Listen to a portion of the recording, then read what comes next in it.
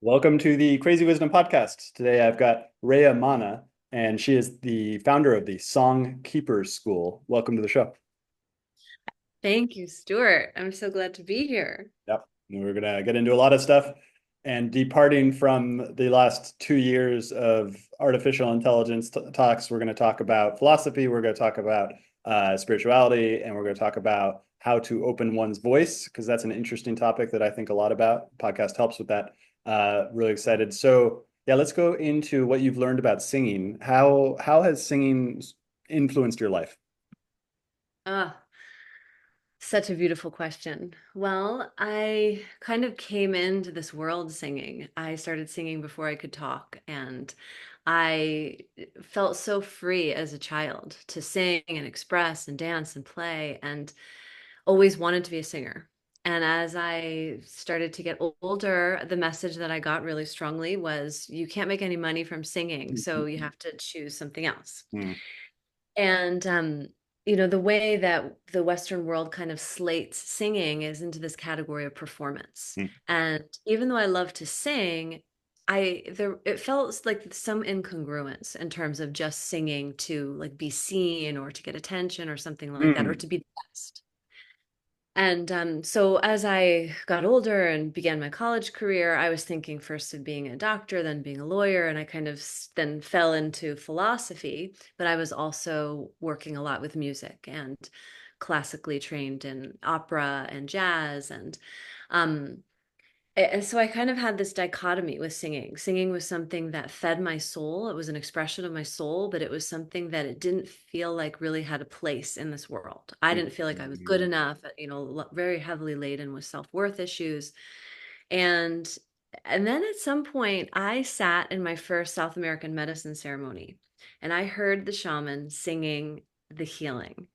And there's this light bulb that went off in my head, and it was like, I knew it. I knew that singing was for so much more than we had mm, been taught. And in my kind of exploration of what I was going to do in the world, what I came to is I have a master of social work and a master of divinity, and I became a transformational coach. My thought process is to help people kind of unravel some of their deeper emotional mm, wounding. mm, But I thought that that was entirely separate from singing. mm. And so sitting in a South American medicine ceremony and seeing that they could be intertwined really set me on a new course. And yeah, so I'll just pause for a minute to see if there's anything you want to interject. So the one of the most interesting books I've ever read is called Psychedelic Information Theory. And there's a lot in that book, but one of the things he mentions about the ceremony and shamans particularly is that they use sounds in order to both heal and also protect against sort of the darker forces that also like get wrapped up in psychedelics. What do you think about that? Like what like because ayahuasca is a very potent medicine, and a lot of people in the West are probably experiencing negative reactions to not doing it in their own cultural sort of complex. Like, what do you think about the downsides of psychedelics, and then also singing how that can protect as well? It's it's actually such a great conversation to have because there's been kind of with this onset of the awakening in our Mm, culture, this awareness that there's this shift of time, shift of the ages, is kind of this blow up of the mm, use of ayahuasca and mm, ayahuasca ceremonialists, all over the Western world. And there is definitely a lot more attached than we're seeing. mm, Um, people say, oh, it gives you an opportunity to see what's really going on to help you work through things. And yes, the native shaman in South America, they are well trained in how to set protection mm, and all, the idea of shamanism is a concept that comes from Russia. mm, Actually, in South America, what they are is curanderos. mm, They're healers. mm, So the idea is that they work with the plant spirits to bring healing, but also then there's sorcery and there's mm. black magic. Yeah. Yeah. there's, just a depth of layers to the unseen. We know from Yeah. quantum physics that Mhm. we can only perceive maybe like 0.01% of reality. And so working with ayahuasca starts to open you up to seeing a little bit more of the spectrum, but we Mm. barely can handle the parts of the spectrum we see. Yeah, So, it's enough already. The world's on fire right now. I don't need more psychedelics. I think it's a very complex topic, and I would never advise people to take psychedelics because there's just so much there, unless I already knew them for years and stuff like that. But I think it's also part of the awakening that you're talking about as well. And so it's like my studies of shamanism, it's a calling among the tribe for one person who can see what you were talking about, of essentially the unseen world. And they can use medicines and they can use drumming and they can use dancing, and they serve as a bridge for the rest of the tribe. But the rest of the tribe was not taking a lot of psychedelics. It gets all mixed up. It's like, it's hard because we have like all those different tribes that we evolved from or that are no longer with us. They're all so different. So it's really hard to say what happened with them and not. But it's just this mixed with social media, which I would love to talk with you about, is so interesting because the social media creates this atmosphere of sort of social proof, influence, glamour, all of these different things that sort of send us into spirals of falsity or also truth as well. What's your take on the social media connection with psychedelics and stuff like that? What have you learned about that? uh, I mean, so let's see. Let me backtrack a Sure. minute to our voice. Mm, Our voice as an expression of our heart, of our soul, of ourselves. And so, we're conditioned into the world that this representation of ourselves, whether through voice, whether through our appearance, which social media is just an amplification or a placeholder for our appearance, that we're conditioned to believe that we have to appear in a certain way in order to be mm, acceptable, in order to be successful. And so, the work that I've done and kind of stumbled into with the voice is this awareness that we do have a soul essence. mm, We do have a center mm, point, a point of alignment, a place where actually it's said Kabbalistically that there's a blueprint for our unfoldment that's written on our heart. mm, And we have different layers of desire, just like we have different layers of, unseen world experience. And these different layers of desire can guide our path. When we can tune into our highest desires, our high heart desires, those are the desires that, when followed, prompt the unfoldment of our destiny. So, it's kind of like we're in this process of learning discernment and in this process of learning who we are. So, until we really know who we are, whether it's the unseen world and the illusions therein, whether it's social media, it's like all these we've talked about before, women and the woman in the red dress. mm, It's all these points of illusion that can hook us into hook our mm, energy into feeding a system that uses our energy for its own purposes.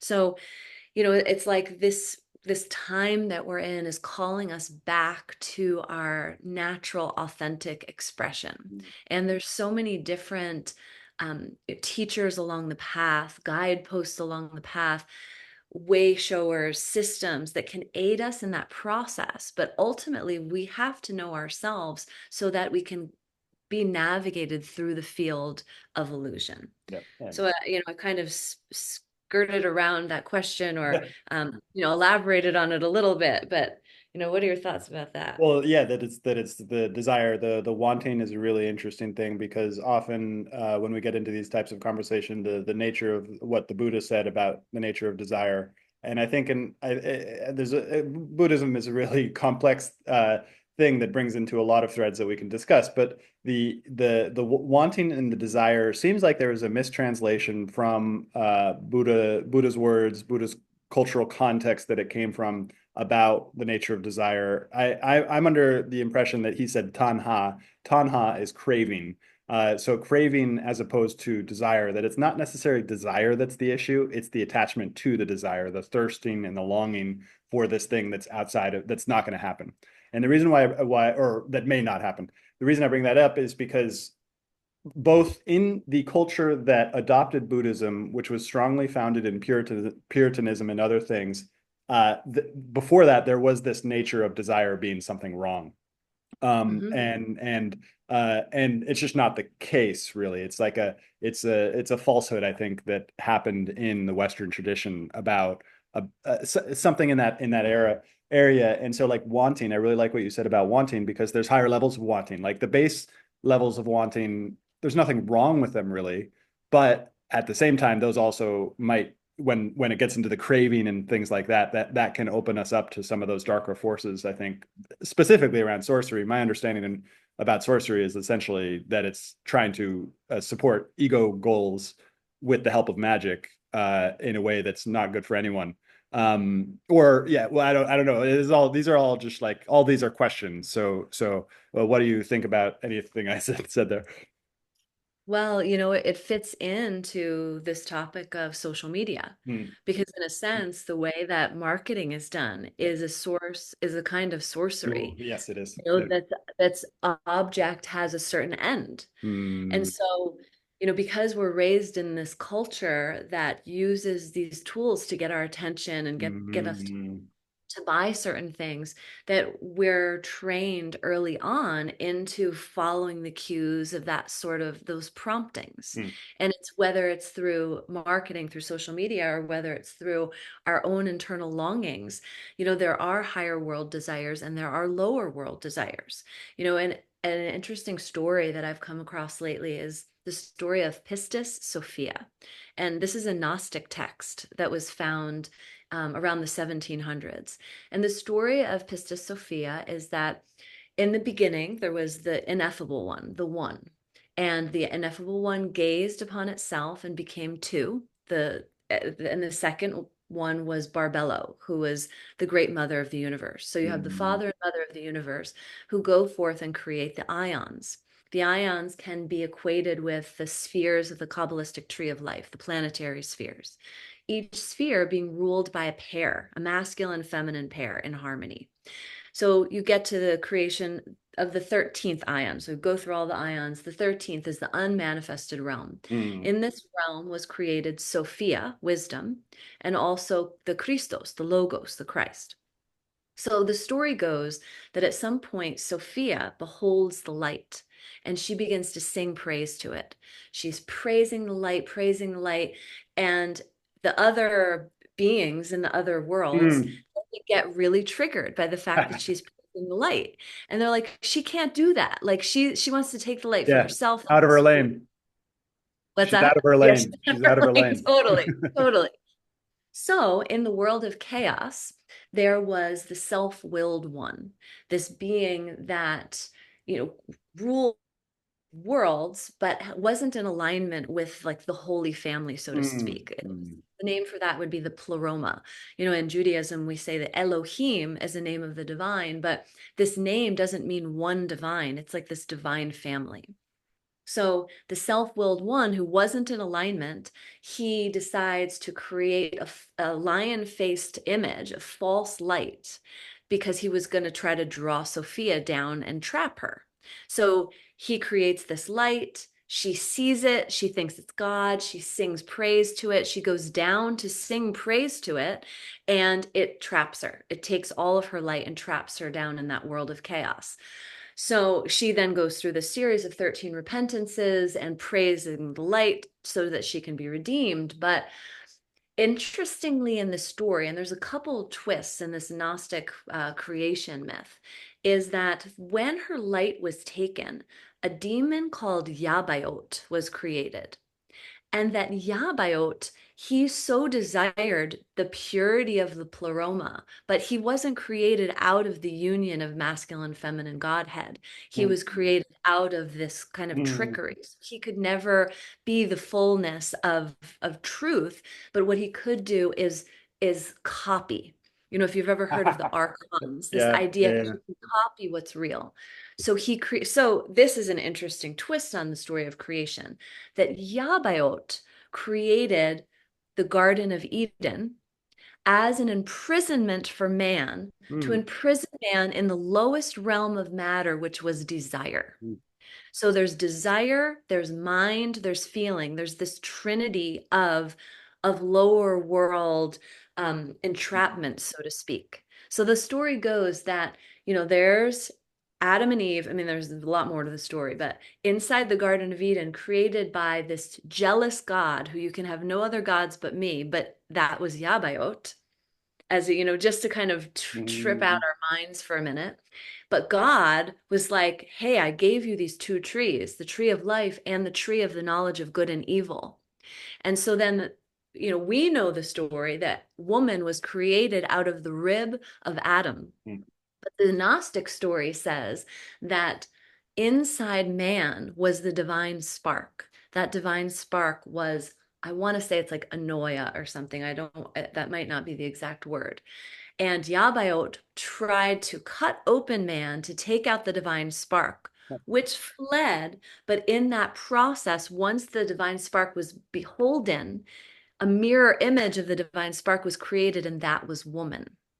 Woman was the reflection of the divine spark, that when man beheld woman, he remembered his divine nature, remembered who he was.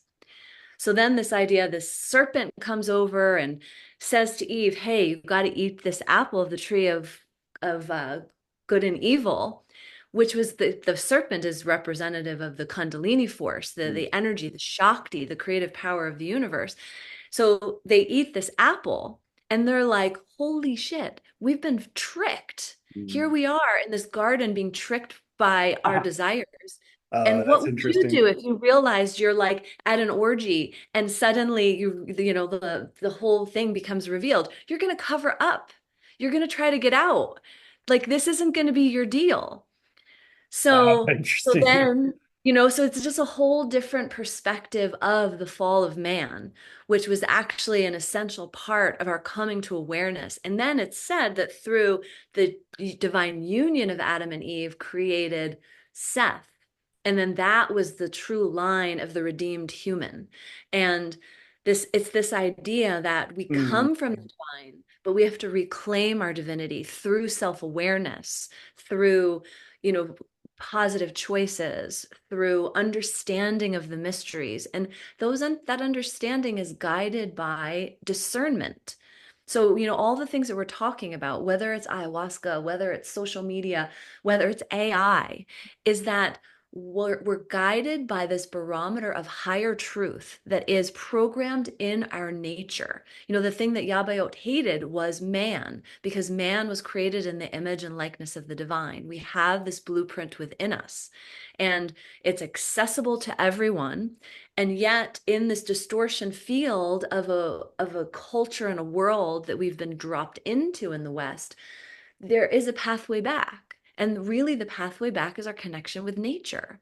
And when we walk through the woods, when we breathe in the fresh air, when we sit by a stream, the codes of our memory are contained in nature. Nature is like a library. The same with sacred mountains, with sacred sites and temples. These are all libraries of the memory of the truth of who we are. So when we go to those places, it informs us on a cellular level. And then it's not about what I think about social media. It's that when we're so attuned to that frequency of natural law and natural truth, we can know what to do and how to navigate, and mm. we're not so apt to be tricked. Yeah.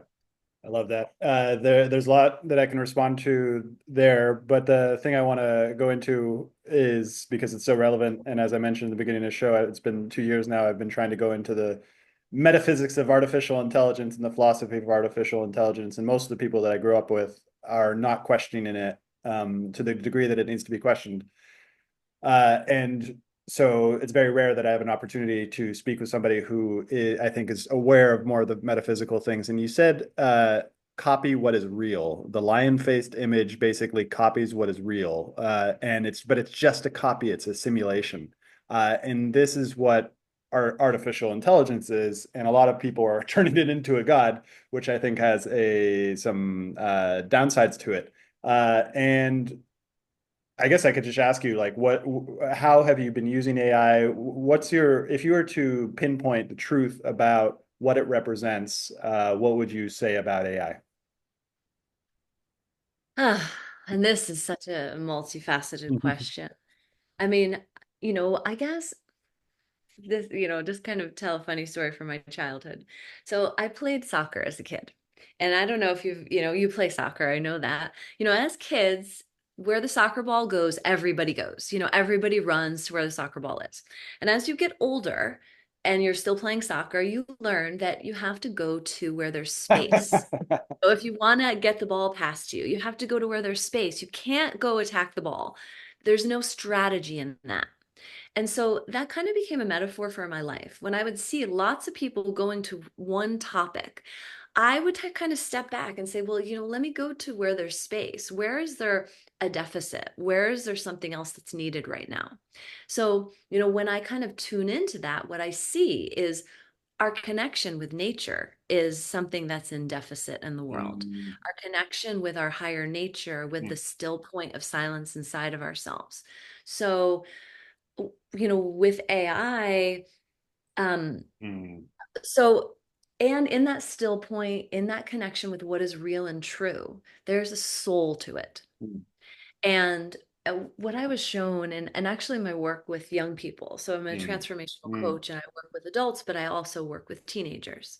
And seeing some of the things that the teenagers are struggling with, what came to my awareness as I meditated on it was that the kids are immersed in this distortion field and they're confused, that they need a representation of truth. They need to see and mm, experience, like vibrationally, something that's true so that their soul can orient and they can find the future.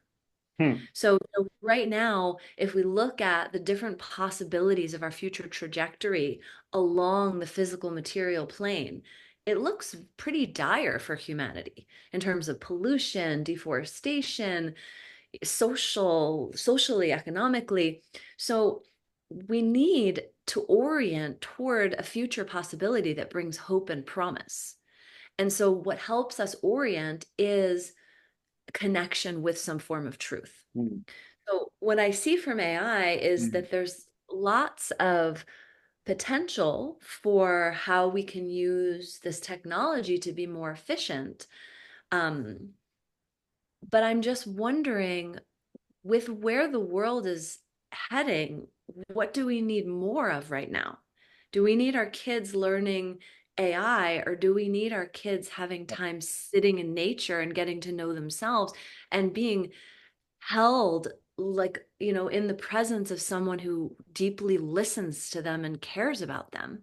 Like, we're operating out of this deficit of being properly cared for and loved as a humanity. And we're coming up with creations out of that wounding, mm, when mm. let's just try to love each other right and then see what comes out of it. So AI isn't necessarily, good or bad, but I try to look at things of what are we needing most right now that can steer us in a more positive direction. It's really interesting and aligns with a lot of what I've been thinking about because actually since the last time we saw each other, I run a meetup here called AI Whispers, and we had some people from San Francisco present at our AI Whispers, and it was very interesting because the people who are working on AI in San Francisco are turning this into a god. And there might be a existential mistake, but at the same time, it is a very powerful technology. And I think if we've learned anything over the past 20 or 30 years, we have to pay attention to the technology in a way, which I'll get to. But so it was very confrontational. The philosophy behind what's happening with AI, and particularly in terms of artificial general intelligence, and a new form of intelligence is very powerful. And in this confrontation, I was reminded that it's no matter what, God is more powerful. But what is God is a big question.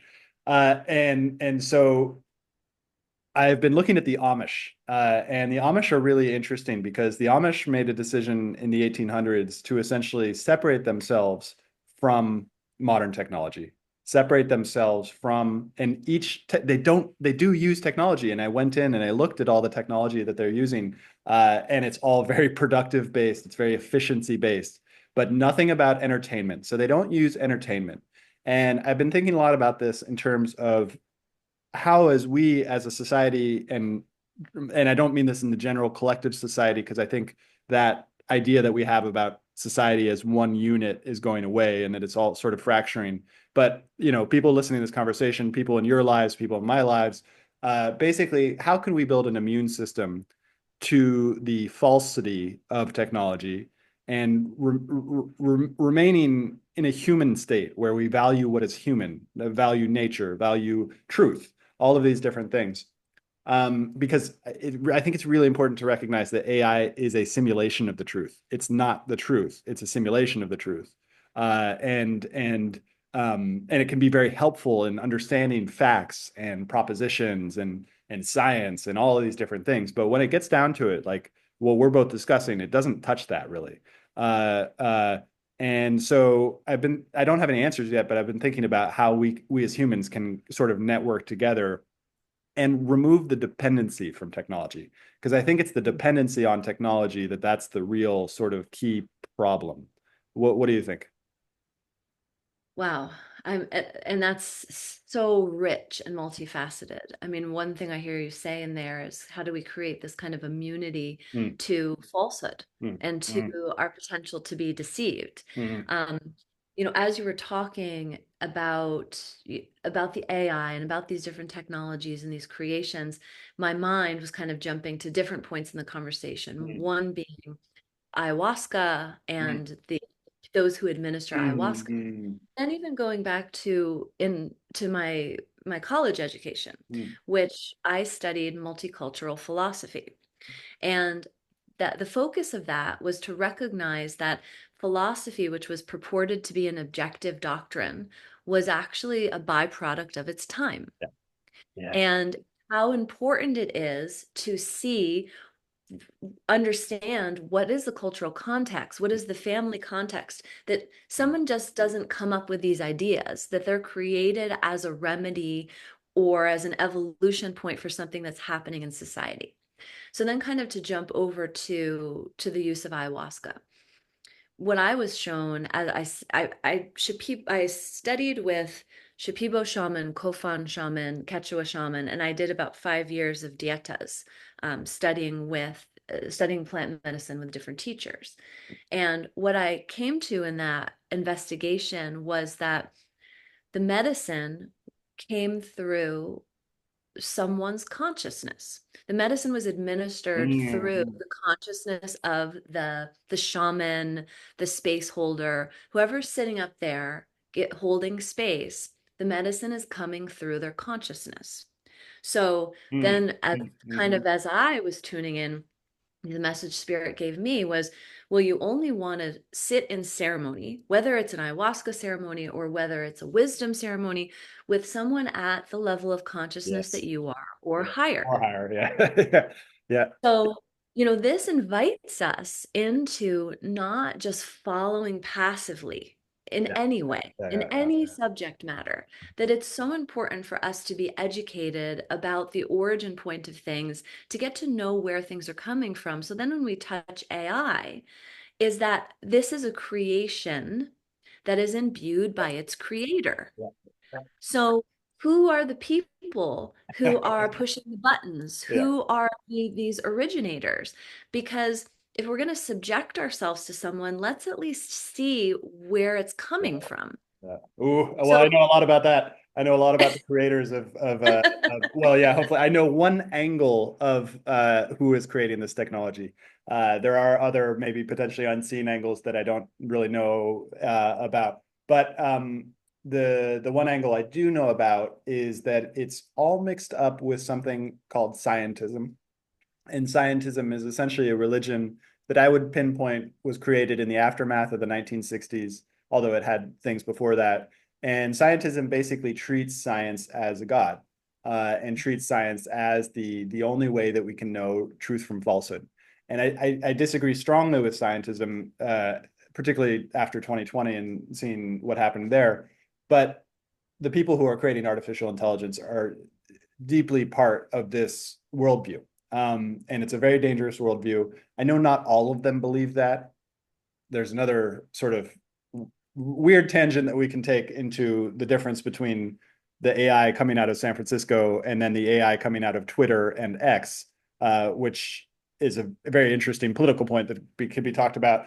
But we can leave that for another time. But the scientism and secularism are the two things I think that are most influential in terms of artificial intelligence for now. But I really like your point about imbuing these things with a higher level of consciousness, and it relates to something I've been thinking a lot about, which is that these things are really great for historical facts and other things, but they're really bad for philosophy. And I think it's particularly because of this point, which is that they've not been imbued with a higher consciousness, and philosophy is like metaphysics. It's very close to the soul, right? It's like the translation point between the soul and material reality. And so I think it's important to start doing this of guiding the technology with more intention and more. And this is related to art and singing too, because I don't know if you've played around with any of the AI generated music. Have you played around with that at all? I've not directly. Yeah. Other people have and sent me things. And Yeah. I mean, as a singer who's worked their whole life to kind of refine my voice, Mm. and then hear them Mm. just, they can take a representation of anybody and make it sound just like it. Um, it's a bit disheartening to see that, someone like who's, an opera singer or someone who's reached this level of deep training that you can just get a kind of representation, a carbon copy, and what is all that training for? So it's in a sense making the arts a bit obsolete. I was speaking with a friend the other day about the symphony. Mm. you know Back in the day, you would go to the symphony, which is, gosh, 30 to 100 piece orchestra with all these different instruments and all these different frequencies. And I Mm. learned Oh. recently, my friend has a son who is an orchestral composer. And I learned that orchestral composing is very different from the composition of recorded music, because recorded music is only catering to a certain frequency bandwidth. Whoa. When you're creating an orchestral arrangement with different instruments in a room, there's a different frequency spectrum. Like, Whoa. these composers were trained in this full spectrum experience that was brought forth through the combination of different instruments. So, I find it, this kind of going back to your point about the Amish, and Mm. I find it amazing how, like, really in 2 generations, that we've lost so much Mm. of the knowledge base that had been being carried from one generation to the next. I come from 11 generations of farmers in New York State. Mm. Wow. My ancestors came over on the Mayflower, whether that's good or bad. But in the Hudson Valley, they were farmers for 11 generations. My mother grew up with her father being a milkman, with her mother growing a 1 acre garden, making all their food. She was in the Girl Scouts. She made inventions that were still used in the Girl Scouts to this day. And then from my mother to me, nothing got passed down. Yeah. My mother Yeah. Yeah. knows, So she had interesting. a exposure. I mean, her grandmother was the mother of the farm. They knew how to take care of every facet of life. And in one generation, that wasn't passed forward. So this dependency on technology, this dependency on cities, this dependency on someone else to do it for us, Mm.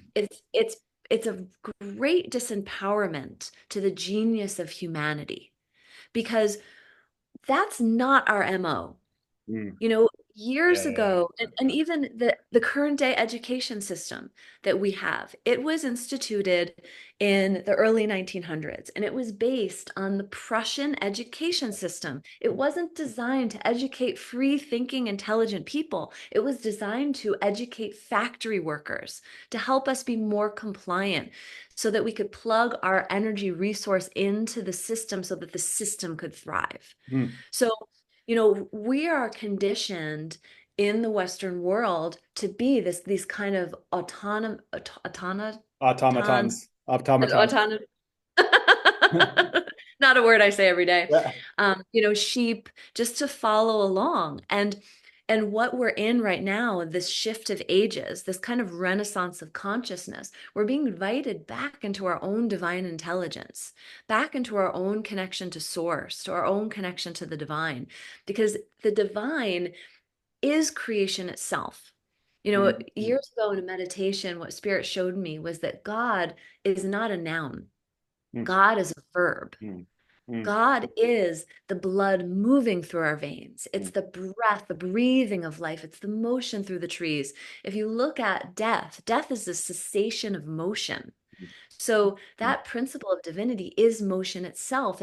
It's what inspires an artist to move its pen. It's what inspires a singer to create a song.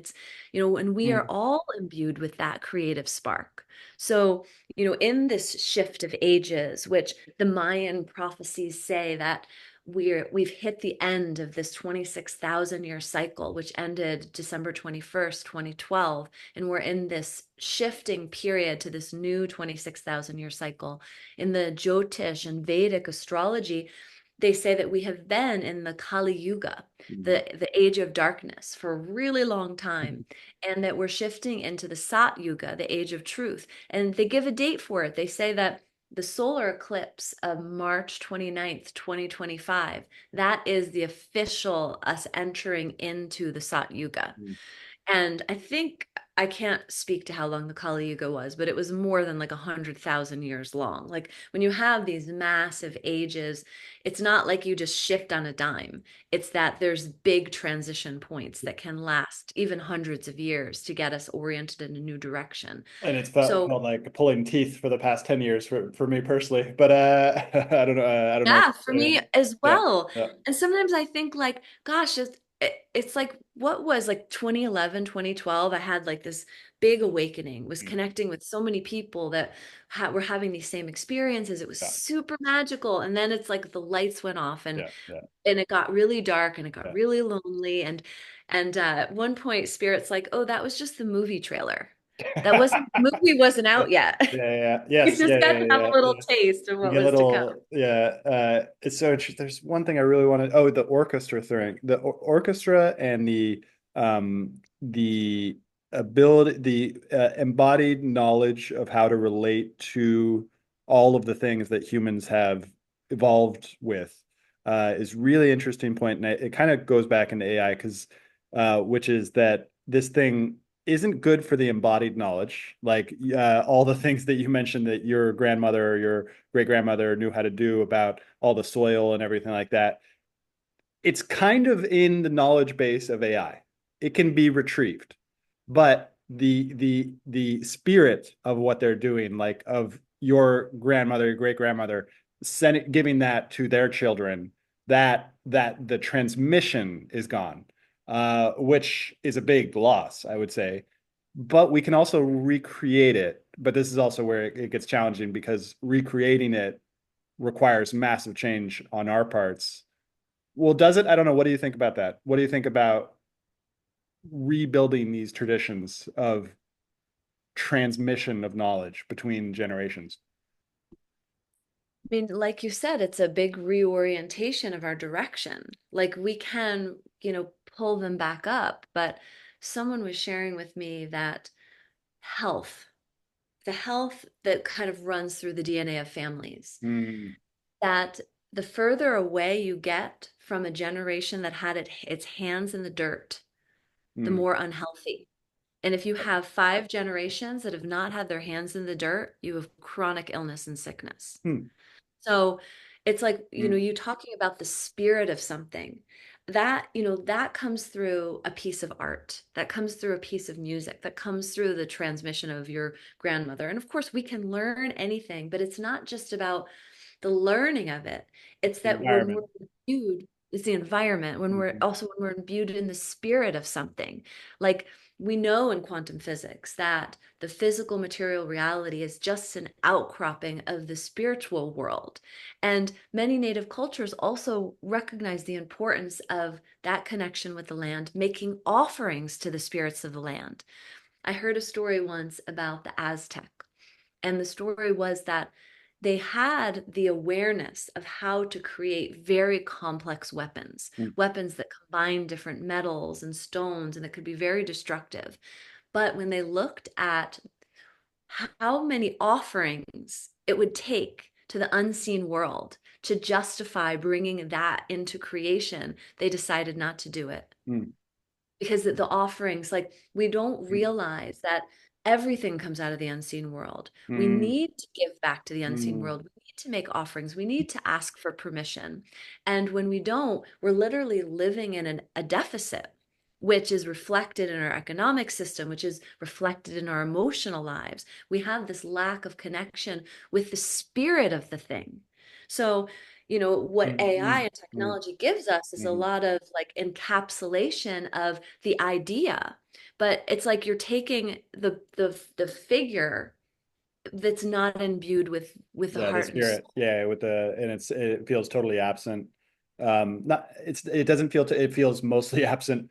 And it relates to the internet in general too, because I think the internet is somewhat similar to AI in the sense that it's just this wide network where you can find any human experience reflected digitally.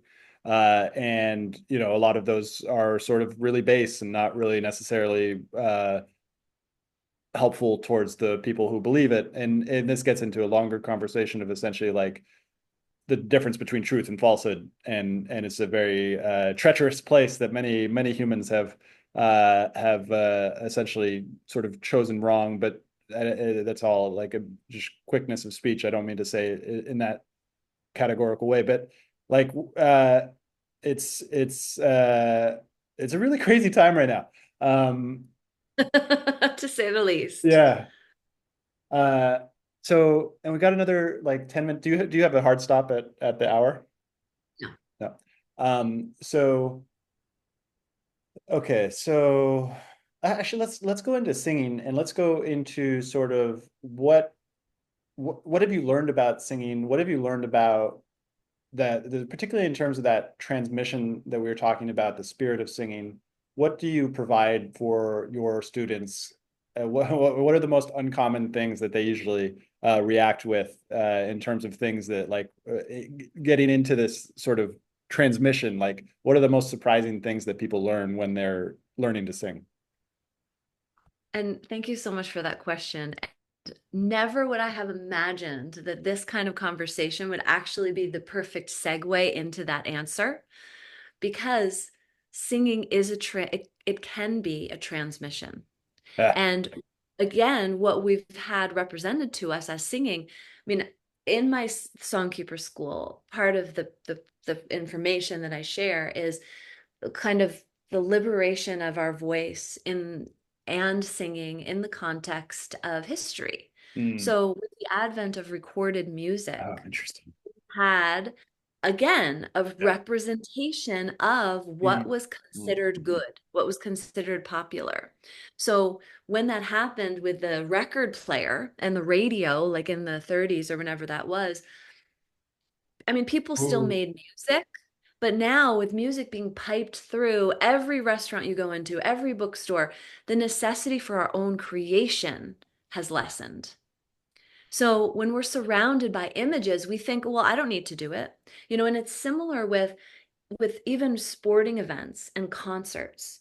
You know, inside of us, we talked before about this blueprint of our destiny kind of written on our heart that we're here to step into. The first step is prompted by our high heart desires, something that we really want to see manifest. Those high heart desires could be, you know, feeding all the children, could be, Mm. building a school, starting an educational foundation. There's Mm. all kinds of things those high heart desires could be.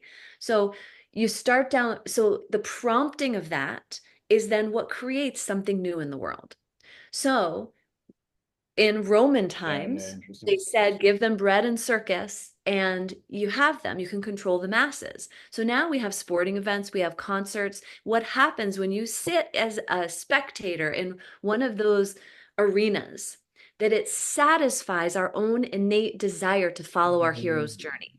You identify with your team. Yeah, if my team wins it this year, that's it. But a That's your, simulation of it. But it's a it's simulation of a it. simulation. Yeah. It's a representation you get to see outside of yourself that you identify with, and then you feel like that I'm You're part doing of it. it, Yeah, yeah, interesting. It's almost but like you're porn. not. It's Uh, almost what? like porn. Right, Yeah. right. Yeah. So with singing and with the voice, Yeah. it's coming back to, like, when you're singing, you are vibrating your bones, you're vibrating your sinuses. Mm. When we resonate our own bones, that has the capacity to change our DNA. It is such a, like, I am here moment.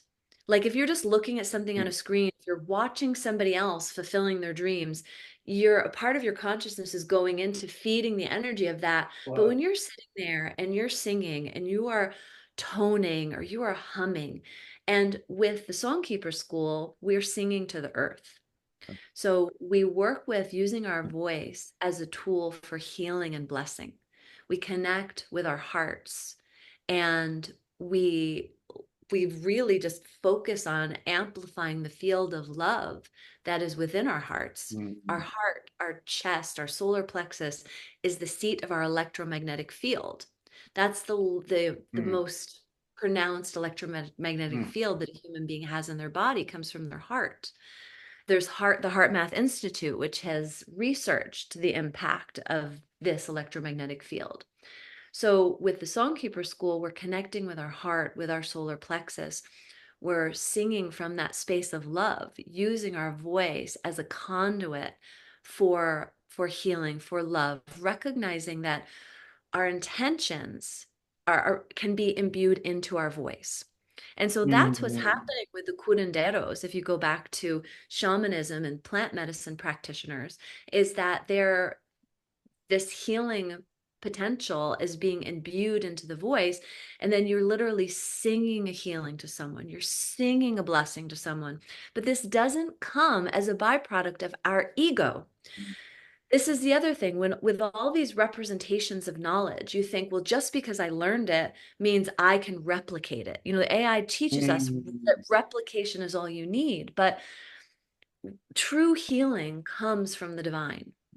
Any action that we're able to take comes from the divine. Any desire, Mm.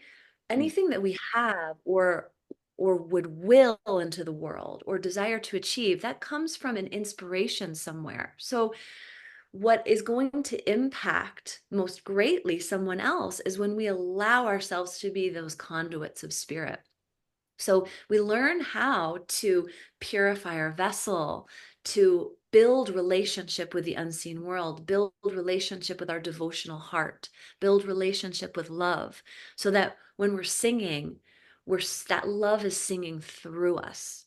The universe is singing through us. Mm. And so, I mean, the experiences people have, they cry Mm. again and again and again.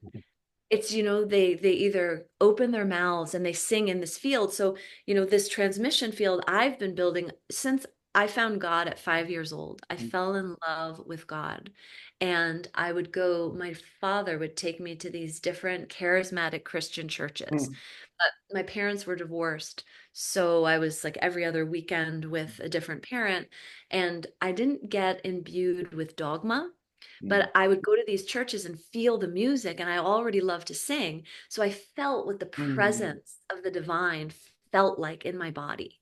And so then as I got older, I would go to places and I would feel what that aliveness felt like. I'd go to a native ceremony, I'd go into the forest, I'd go into someone's home and feel that. I'd also go into a Presbyterian church and not feel that. It's nobody Whoa. can say like this is the place where you're going to find it, but it's all fueled by a person's devotional heart, Uh, by a community's devotion. And then that connection calls upon this the all that is. And then I mean that's what makes a house a home is love. mm. so the thing that we need so much in this world right now, it sounds so cliche, but it's not to say that we need love, but it's to be imbued with the spirit of love, which is like, you mentioned at other times being in South America, this has this energy of the Divine Mother. It's we've taken the mother out of our creation myths. It's the Father, Son, the Holy Spirit.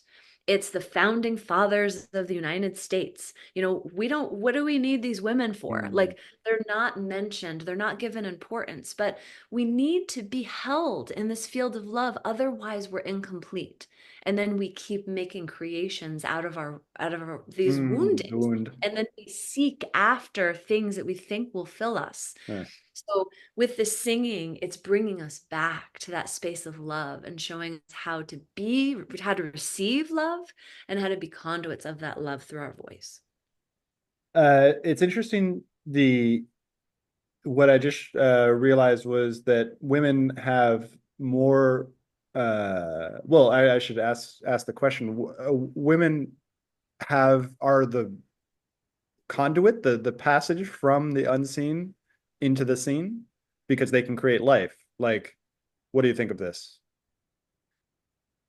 I think that that's really beautiful. Yeah. And, it's even controversial. And, we kind of go back to this Gnostic creation Yeah, story, and it that's it. talks about women being this reflection of the divine in mysticism, in, older religious thought. It's said that, a man who has the right woman by his side, that's the key to his success, that it's a woman that can bring a man to God. Mm. Um, but it's not that women are not shown how to do that these days. And there's not even Oh. value put on that. And and that sounds even arrogant. And so this is a deep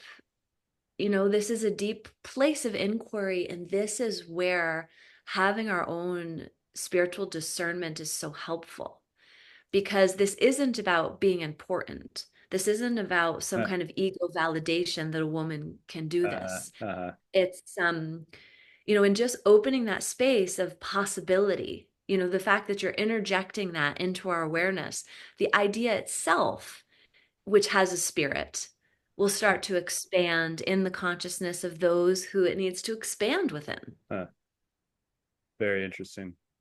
Um, hmm. I mean, I'll say one more thing about this. I see you deep in thought, is that there was, if you look at the Bible, Mary Magdalene was called a prostitute. Hmm. You know, these women, there were Isis priestesses who were taught Hmm. sex magic to bring a man into enlightenment. Whoa. And there are these temples. You've heard of these like temple Yeah. prostitutes. Yeah. You see this reference in biblical text. They weren't prostitutes. Oh, They were interesting. they they They're priestesses. understood. They were priestesses, Yeah. and these were high magic practices. And I've heard it said that in the Roman Empire, they started to use these temple priestesses to imbue their own agenda with power. And then Oh. over time, just demonize these practices, even to the point where a hit that I got years ago, looking at the book of Revelation, there's a passage in there that talks about the whore of Babylon. Uh, And then in the whoa. same passage, in the same verse, it goes from the whore of Babylon to then the Christ descends on a cloud and raises up and purifies his bride into white raiment, and then she comes to join him. So this hit that I had was, oh my God, again, history lesson. The Bible was put together at the Council of Nicaea in 325 AD in order to solidify the rule of Emperor Constantine. A certain number of biblical texts were chosen that served the narrative, that were in agreement with the narrative. The other Gnostic gospels were burned. The Gnostic Christians fed to the lions. This was the end. And there was so then in Nag Hammadi, Egypt, in the 50s, these Gnostic texts were unearthed, including the Gospel of Mary Magdalene, including the Gospel of Judas, including these Gospels that give alternate Mm, viewpoints to mm, some of these teachings. So this has been a long-standing agenda of cutting out viewpoints that don't seem to agree with us. So then fast forwarding to this moment of talking about the book of Revelation, the patriarchy decimated the view of women. So the whore of Babylon, mm, could she be the bride of Christ? In Gnostic tradition, the great mother of creation, her name is Barbelo. Is this maybe some mistranslation somewhere? Label her as the whore of Babylon. And I'll tell you something, a mother who is truly in touch with her heart and her fullness, is she ever going to leave her kids? Her kids who are sinners and murderers and prostitutes. It said the whore of Babylon bears the blood of her children. But what else would a mother do but take on the sins of her children? The mother, mm, if you have not mm, enough food in the house, the mother is the last one to eat. The mother, in the true way of love, the mother, she gives up her body for the birth of a child. mm, So kind of just rewriting some of these ways of understanding.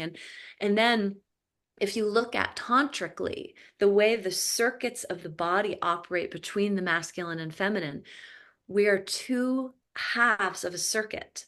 There's a masculine circuit and a feminine circuit. And this also inspires the desire to come together. mm. Because when the circuits are connected, then it restores the totality of the circuit. And what we have the capacity to do with sex when we're not tricked into thinking that it's for porn just to get off, we have the capacity to reach enlightenment. Yeah, We have the capacity to restore ourselves to the fullness of our yeah. divinity, to Mm. come together and praise, to heal our bodies, to create great wealth. Nobody tells you this in school. Mm. Yeah, yeah, right. Yeah. So, oh man, there was a thought I had about, oh yeah, so there's one philosopher I really like, David Hawkins, who also talks a lot about the level of consciousness, which has definitely influenced what we're talking about in terms of AI and getting it to a higher level.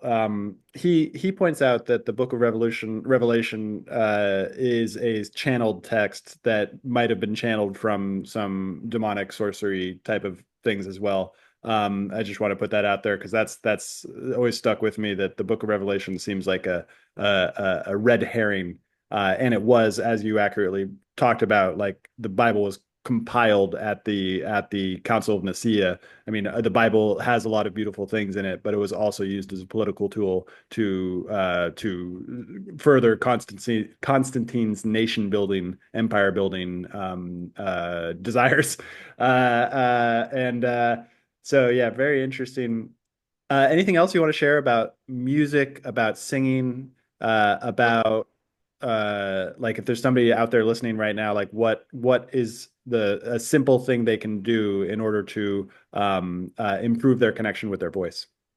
Oh, well, this has been so fun and so inspiring. Thank you so much for this conversation. And, kind of to summarize our of what we've been talking about in terms of what you just shared about maybe the Book of Revelation being this kind of Mm, channeled text.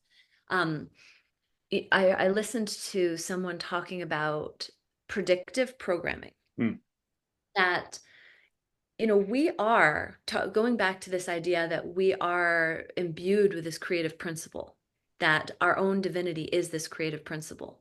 We are literally creating the future all the time. mm, And so when you can put certain messages into the mainstream, and it could be said that they really had this predictive programming technology even back then, that they wanted to scare mm. the people into creating this apocalyptic future where then they could have control over the Oh masses. God. So Yeah. let's just drop that in there Yeah. and get us all to think that, we create this by our belief in it. And what fuels our beliefs is our emotions. So get us really scared about all this Yeah. downfall of the world, Yeah. and then we're fueling that future. Yeah. So, this takes us into this moment of AI and social media and even media in general, Mm, is that we're like recycling stations. mm. We're Yeah. imbued with Yeah. all whatever that what's that expression? You are what you eat. Yeah. We eat food, we eat information, we eat media, we eat material, and then we regurgitate it back, and then that becomes our future. So, Yeah. with our voice, with our connection to nature, you ask the question of, what's a simple thing people can do? We want to come back to what is true, and we want to stop, we want to disconnect our plug from feeding in those narratives of fear. The nature of reality is love. What births a baby into this world is love. On some level, there's a love that holds us together. There's this network of love and connection between the trees, between the animals, and whatever we're enticed to look at becomes amplified in our experience. So right now there's so much enticement to look at our divisions, our separation, our differences from one another, how our needs aren't being met, how somebody's doing something against us. So I would invite us to look at all those places where things are working out, all those places where maybe a stranger, helped you in a certain moment or smiled at you at just that right time. And I heard a story by Carolyn Mace. And she said that she felt compelled just to ask her listeners if there was ever a time where they just felt inspired to help someone for no reason. Mm. Just that was the inspiration that came through, like they were divinely guided to help someone out. And she asked for them to send letters and share the experience. Mm. She thought maybe she'd get like 100 letters, and she got thousands. And she said when she was reading these letters, she felt like she was reading scripture. And it was these testimonies of, we think that we don't live in this age of prophets, saints, and sages. Like, hello to everyone listening. Mm. We are the prophets for each other. We are each other's answered prayers. So when we step into this space of listening to our heart, to being that source of kindness, to reaching into someone's world and offering something because we feel moved, um, and when we sit in nature, it gives us that spaciousness where our value isn't just placed upon our doing and our actions, but our value is because we exist. Mm. We can sit there, we can listen deeply. And something as simple as humming. When we hum, it's said that we can't hold thoughts in our head, we can't hold worry. So just something Mm. as simple as humming to ourselves. Mm-hmm. That's something that we can do. And also the sound of our own voice is so soothing to Mm. ourselves. I've also heard it said that in a time where we're really going through something, if we can sing to ourselves or just hear the sound of our own voice. Because one thing we don't have when we're watching TV or we're like looking at AI or we're just imbued with a screen is we're being taken, our energy and attention is being taken outside of our body. So we want to come back into our body. And when we close our eyes, when we hum, we can even feel ourselves deeply connected to the earth, down through our feet, down through our root chakra. Then we can feel ourselves connected to the sun through our crown. And just to recognize that we are this locus in time and space, deeply beloved by the earth and the higher realms, and that you're here for a purpose, for a reason. You are a creator being that has manifested yourself into this experience of reality, and you have deep agency, each one of us does, to create goodness, to be bringers of grace, to be a source of upliftment for others. And if each of us personally recognize this, then there would be a wave of kindness to wash through human consciousness. And that's what I really feel the evolution or the revolution slash evolution is at this time. It's an invitation for us to deeply listen to our compassionate heart. And so this new age of the Sat Yuga, the new age that different native prophecies are heralding, is this time of the golden age, collective consciousness, this time of truth, of kindness, of goodness, of compassion. And so, may we all embrace that in this very moment and recognize that there's more of that to come. Cool. Well, thank you so much. And can you talk more about the program that you're running soon? So the Songkeeper School, we start a new session February 1st, and we'll go for 5 months. And it's a deep dive into connecting more deeply with our voice. We learn to sing to the elementals, to the waters, to the earth, to the sun. We sing for ancestral healing. We're going to work with land blessing. So we learn how to use our voice as a tool for healing, blessing, and connection with the unseen world. And all wisdom from all time is contained in the energy field of the earth and in our energy field. Like we can go to the computer, we can go to books and libraries and things, but we can also go directly to this energy field that's all around us. And how do we open up that space of communication? It's through building relationship, Mm. making offerings to the unseen world, singing to the unseen world, giving love. So in the Songkeeper School, we work on building that relationship so that you can receive your own messages, that you can enhance your own spiritual discernment. Also, we work with sound for alchemy, for transmutation, to remove blocks and obstacles in the body. We work with different traditions of Sanskrit and Hebrew and Hawaiian and Karo, and these are practices that I've learned over 25 years of just immersing myself in meditation, spirituality, um, prayer, connection. Beautiful. Thank you so much. Thank you so much, Stuart. What a blessing.